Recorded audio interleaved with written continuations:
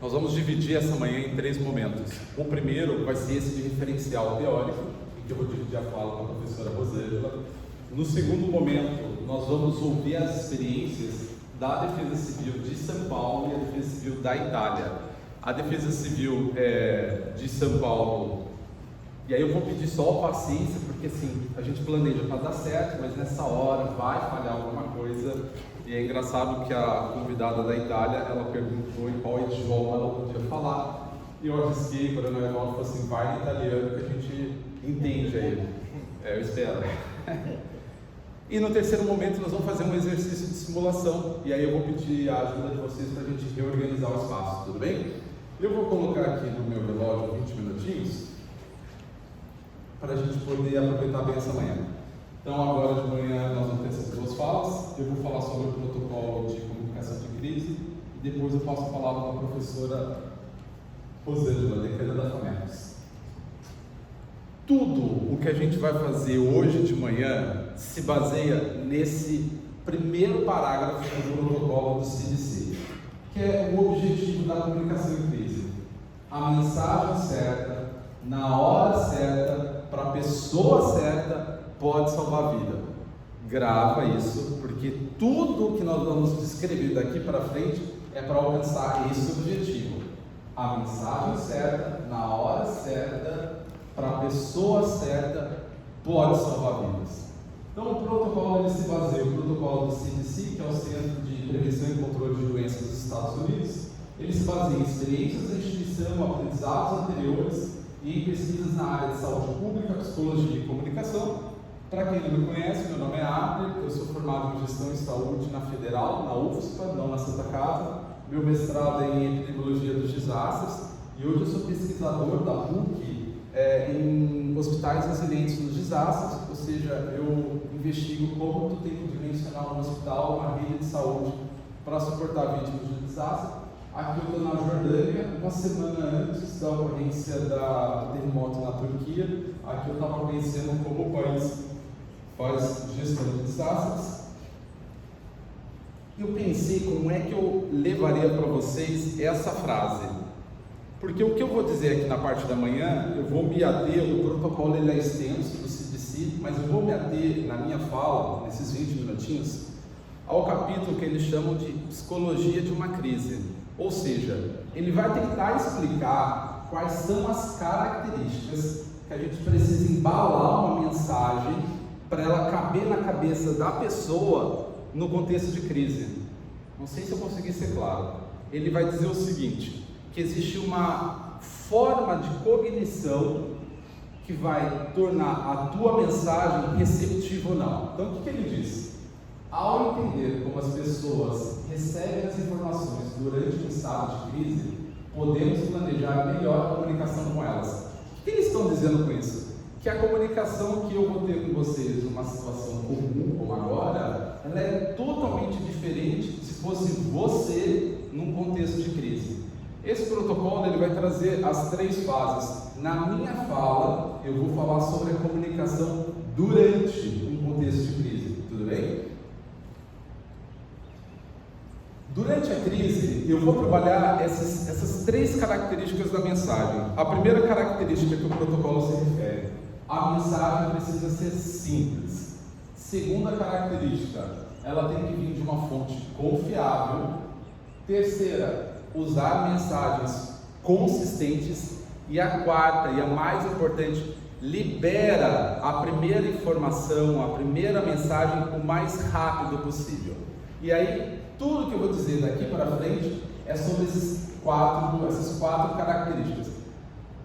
Durante a minha apresentação, na parte superior do slide vai estar a característica, o formato, a formatação que essa mensagem precisa ter, e embaixo vai estar justificando qual é a característica cognitiva que vai nos obrigar a organizar, formatar a mensagem dessa forma.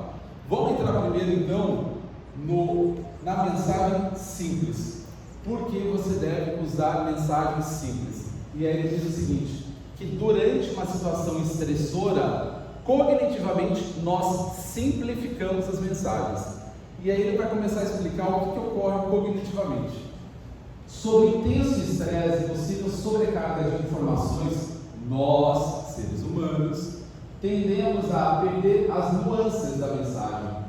E aí eu vou trazer essas nuances em 3 subtópicos. O primeiro ele vai dizer o seguinte: nós tendemos a não ouvir totalmente as informações devido à nossa incapacidade de lidar com vários fatos durante uma crise. E aí se eu puder comparar, vamos imaginar que vocês acabaram de abordar uma pessoa num prédio que está pegando fogo e tu vai falar para ela: olha, tu precisa virar à esquerda, descer 2 quadras depois, virar novamente à esquerda. Já perdeu, a pessoa não entendeu nada, ela não memorizou isso, ela não, numa situação estressora, ela não consegue reter muitas informações. Por isso que a mensagem deve ser simples. Outra característica cognitiva que te obriga a ter uma mensagem simples é porque nós tendemos a não nos lembrarmos tanto da informação quanto normalmente poderíamos. Ou seja, se eu vou dar uma mensagem agora para vocês, a capacidade de memorizar agora, ela é muito maior do que numa situação de crise. Terceira característica, nós tendemos a ter uma interpretação incorreta de mensagens, de ações confusas. Aquele exemplo que eu dei para vocês, de num prédio que está pegando fogo e a pessoa precisa abandonar, tu ir lá ficar explicando: olha, para tu sair, tu vai ter que fazer o seguinte, tu vai ter que andar 3 portas, virar à esquerda, descer 7 escadas. Bom, na hora que a pessoa for executar, ela não vai ter mais, ela não vai conseguir mais executar isso. E aí, para encerrar, o que o protocolo ele afirma? Para enfrentar uma crise, muitos de nós podemos, e aí é uma questão curiosa, ele vai dizer o seguinte: que numa situação de crise, tu não vai utilizar a racionalidade, tu vai utilizar aquilo que tu tem por experiência, as suas crenças. Então, para enfrentar uma crise, muitos de nós podem não tentar uma abordagem lógica e racional para a tomada de decisões. Em vez disso, podemos confiar, ser humano, em hábitos e práticas de longa data. Podemos seguir maus exemplos dados por outros. Lembra, a mensagem precisa ser simples. Vou traduzir o que ele quis dizer. Imagina que tu chega para uma pessoa, novamente no exemplo do prédio pegando fogo, e tu diz para ela: olha, começou a ter muita fumaça, tu precisa abandonar o prédio rastejando, porque senão tu vai inalar. Qual que é a ideia da pessoa? Não, eu sempre corri, por que é que eu vou fazer diferente? Então a importância de tu ter uma mensagem simples é que nós temos a tendência de não escutar, não memorizar, confundir, e a gente não consegue lidar de maneira lógica, pensar, raciocinar nesse instante. A gente faz o quê? A gente se baseia nos hábitos que ele acumulou até aquele momento. Segunda característica de como essa mensagem tem que estar formatada numa situação de crise: elas devem ser de fonte confiável. Por que ela tem que ser de fonte confiável? Sabe por quê? Porque você, ser humano, quando recebe uma informação, o que tu faz? Tu se apega às suas crenças atuais. Na verdade, tu vai dar uma informação e ele vai tentar adequar a mensagem que tu deu às convicções que ele tem. Isso não é o hábito, ele está dizendo, é o protocolo de CDC. O que ele quer dizer com isso? E aí ele vai explicar os aspectos da cognição.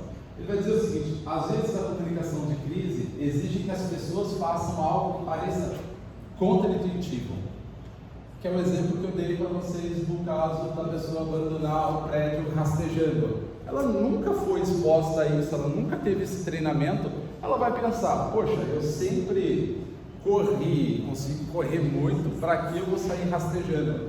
Essa dificuldade, ela vai ser superada no momento que tu tem uma fonte de informação confiável. Qual que é a outra característica? Mudar nossas crenças durante uma crise ou emergência pode ser difícil. As crenças são frequentemente mantidas com muita força e não são facilmente alteradas. Tendemos a não buscar evidências que contradigam as crenças que possuímos. Se durante uma crise tu tem uma mensagem que vai conflitar com as crenças daquela pessoa, existe uma maior uma menor adesão baseada nessa resistência. As pessoas, quando recebem uma informação, elas vão adequar segundo as suas crenças. Novamente, esse é o protocolo do CDC. O que eles ainda afirmam sobre as pessoas se apegarem às crenças quando elas recebem uma mensagem durante uma situação de emergência? Ela afirma que nós tendemos a explorar quaisquer mensagens conflitantes ou pouco claras sobre um assunto, interpretando-o como consistente com as crenças existentes. Uau! Vamos entender. Eu destino uma mensagem baseado numa ideia. A pessoa, se aquilo tiver uma dualidade, se aquilo tiver uma ambiguidade, ela não vai receber essa mensagem segundo a convicção que tu enviou. Ela vai adequar aquela mensagem segundo a visão de mundo dela. Então a necessidade de tu ter uma mensagem simples e confiável é para tu evitar esse comportamento já esperado. Vamos para a terceira característica: mensagens consistentes. E por que mensagens consistentes? Porque é o seguinte, a gente não acredita, a gente passa a procurar outras informações e orientações adicionais. O primeiro exemplo que eu vou trazer, novamente baseado no modelo dos Estados Unidos, do protocolo dos Estados Unidos. Então a gente sabe que existe uma característica em que eles interrompem a programação da TV aberta para publicar notificações de emergências públicas. E aí o que eles dizem? Nós nos lembramos do que vemos e tendemos a acreditar no que experimentamos. Durante as crises, nós queremos mensagens confirmadas antes de agir. Ou seja, se eu tenho dúvida sobre aquilo ali, eu vou ter a tendência de buscar essas informações com outras pessoas. E aí, quais são as limitações nesse sentido? Ele coloca: você pode descobrir que você e outras pessoas provavelmente falam o seguinte. E aí é o caso que eles dão nos Estados Unidos.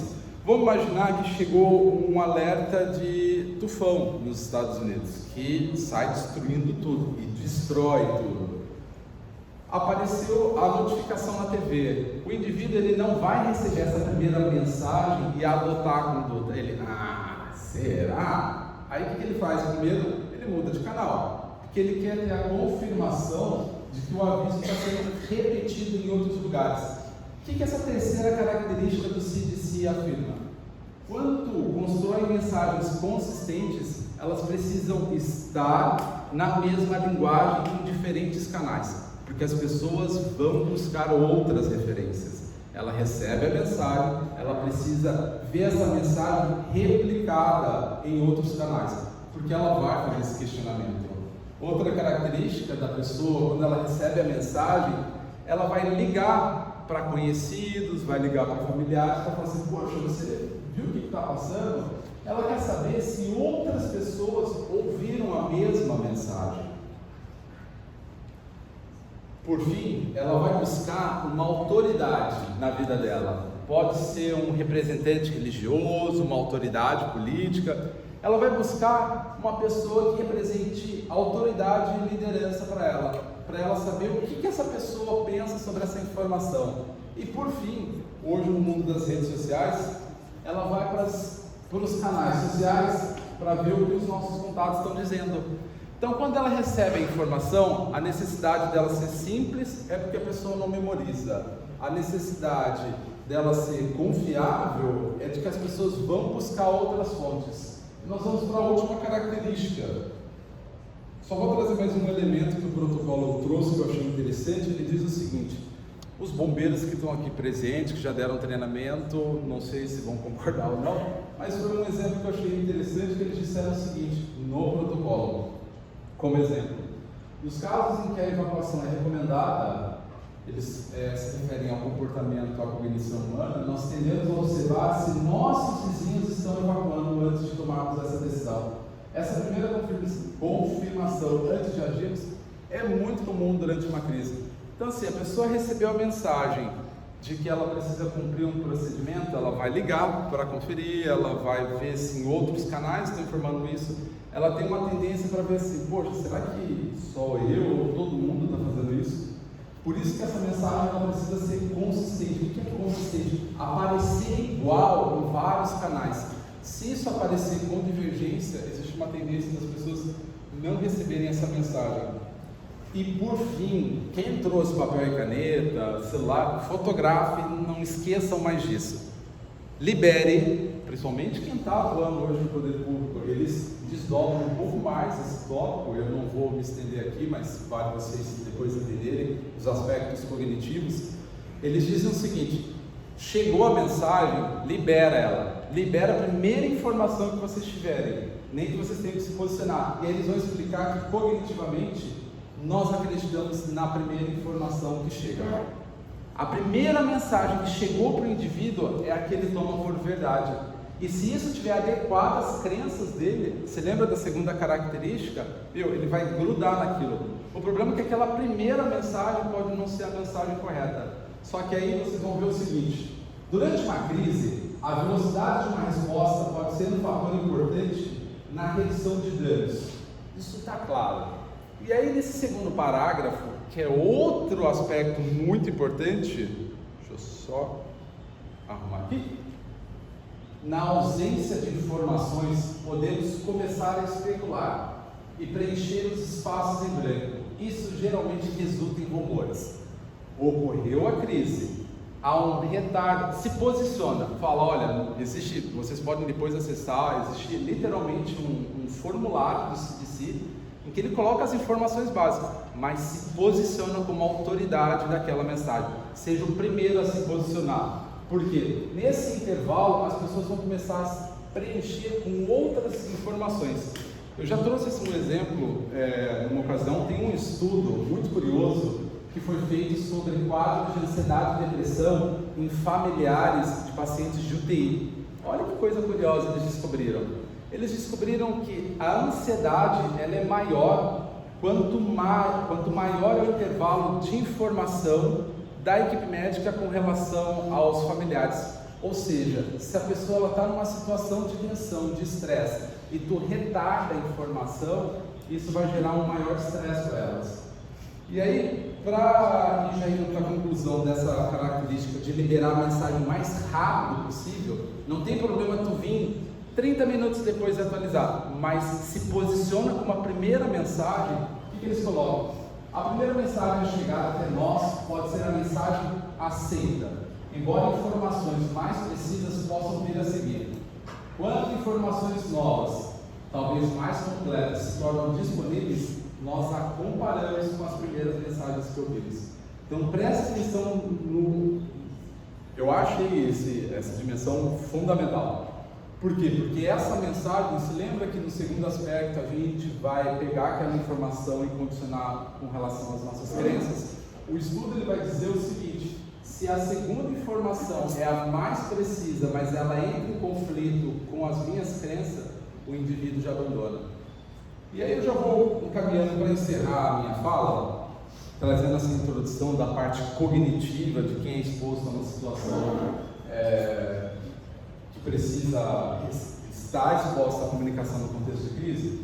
E aí ele diz o seguinte, o protocolo: devido à maneira como processamos informações sobre estresse. Então se lembra que existe uma alteração cognitiva de como eu vou pegar essa mensagem, essa informação.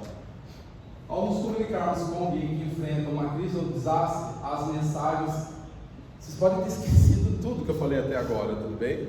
Claro, os slides vão estar no site, depois vocês vão poder recuperar. Mas grave essas 4 características do formato que precisa estar a mensagem numa situação de crise. Ela precisa ser simples, ela precisa ser confiável, consistente e rápida. E aí eu vou para o último slide. Não, e é isso mesmo. Pessoal, eu vou passar agora para a professora Rosângela. Ela vai seguir com a segunda parte da nosso referencial teórico. E aí nós vamos deixar depois uns 5 ou 10 minutinhos no final para as perguntas.